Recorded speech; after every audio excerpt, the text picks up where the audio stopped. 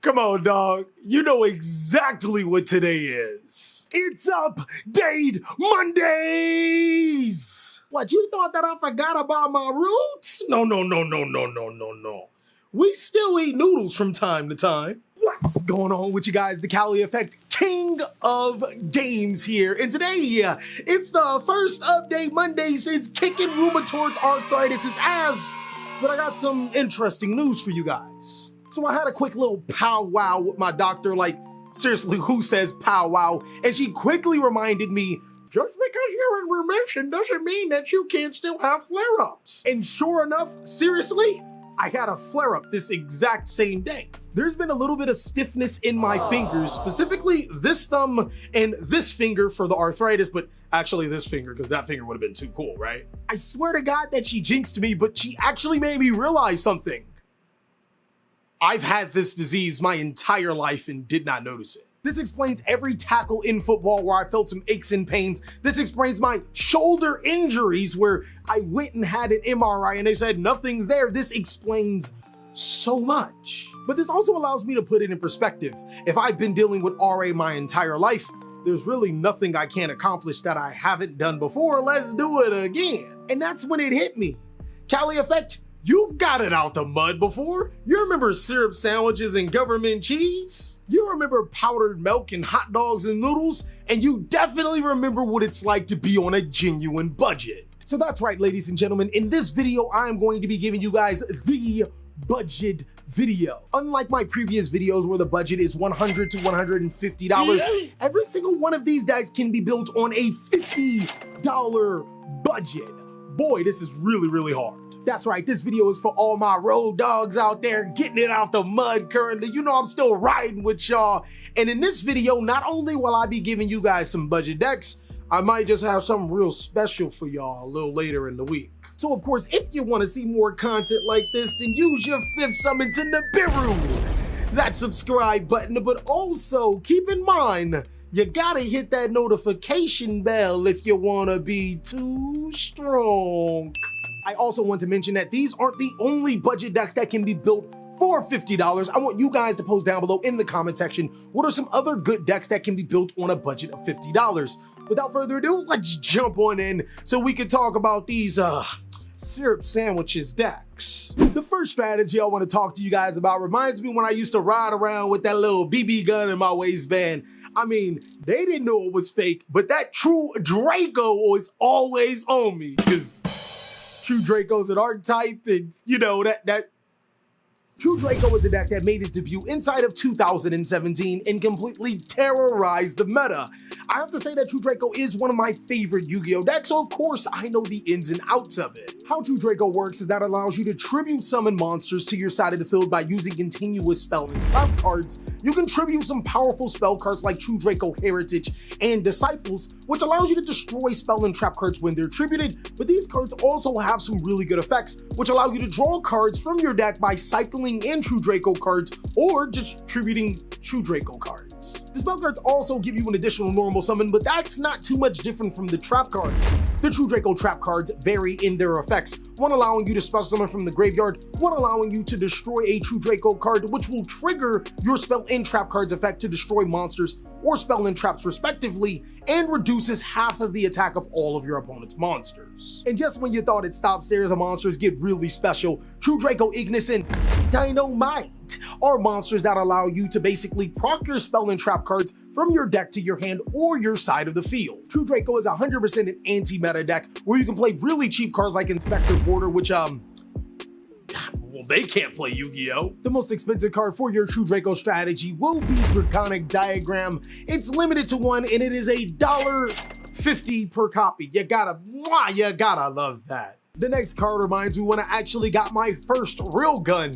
I wasn't really carrying anything really dangerous, but I can tell you it was a musket. Magical Musketeer is known for its prowess of being able to be column reliant. Basically, how Magical Musketeer works is that when spell and trap cards are activated in the column of your Magical Musketeer cards, you can trigger their effects. Cards like Magical Musketeer, Casper, and Starfire allow you to gain resources, whether it's adding Magical Musket cards from your deck to your hand or special summoning additional Magical Musketeer monsters. This deck gains tons of advantage, not only for you activating cards in said column, but for your opponent as well. Another cool thing about Magical Musketeers is that the spell and trap cards can be activated from the hand. You do not need to set them. Some of their best cards is Magical Musketeer, Desperado, and Last Stand, allowing you to Zodiac Trident, destroy a card on the field, or negate a spell or trap card. But possibly their most powerful spell card mimics Effect Veiler except better. Magical Musket Cross Dominance not only allows you to negate a monster effect, it reduces its attack to 0,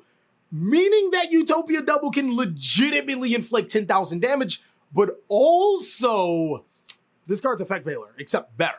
The most expensive card for these Musketeers is that Cross Dominance that I just said, $7 per copy, and of course you need 3. But I am extremely confident that Magical Musketeers could be built on that $50 budget, if not just like this much mo.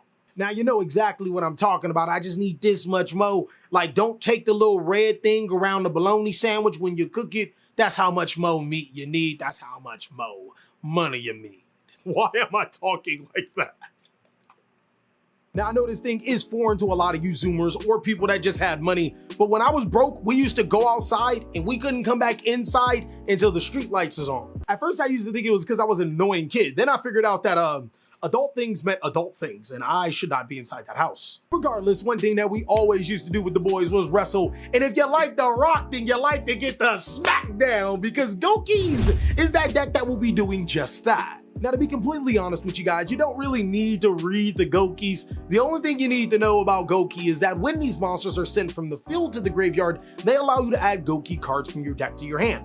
Now, I want to rewind just a tad bit because there are some good Goki monsters like Goki Suprix, which allows you to spell summon a Goki monster when it's normal summon, and then there's Goki Headbat, which allows you to spell summon itself to the side of the field by discarding a Goki monster and targeting another Goki monster. The reason why this deck is so good is because not only are they warriors, the link time is insane. Iso Details of the Noble Knights allows you to proc a free warrior monster to your side of the field, get Divine Sword Phoenix Blade to the graveyard to take further advantage of those Goki monsters being warrior, but also allows you to make opposite Bow of the Goddess, which is really good in this format. Goki should also be ran with the Phantom Knights engine, as summoning that is not hard. So Fog Blades immediately become online, and yes, there are common versions of Fog Blade and Rusty Boots, so thank you for budget. The most expensive card for this Goki deck would have to be Appaloosa Bow of the Goddess. I believe the cheapest version of this card is $10, but everything else, let's not.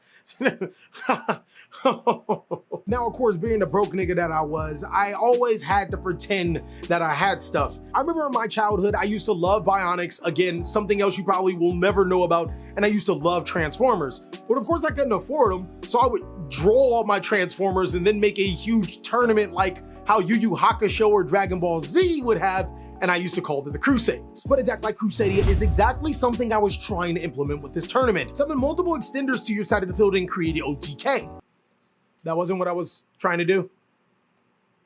Close enough, right? What makes the Crusadia strategy so special is that every single one of your Crusadia monsters can be special summoned to your field to where a link arrow points to once. And the effect of these Crusadia link monsters are really good. Link monsters like the Link 1 Magius and the Link 2 Regulix allow you to add from your deck to your hand, but what really is a game-ending card is Crusadia Equimax. What Equimax does is pull out the Equifax of your opponent's life points. This card gains attack to every single monster that this card points to and can swing for huge amounts of damage. And then monsters like Indigo equip to move out of Equimax's column, meaning that it can attack for that turn. Crusadias also work really well with Kaijus, a card that I mentioned in my secret text video, so if you want to see some pretty cool secret texts that are also fairly cheap, go ahead and check out this video.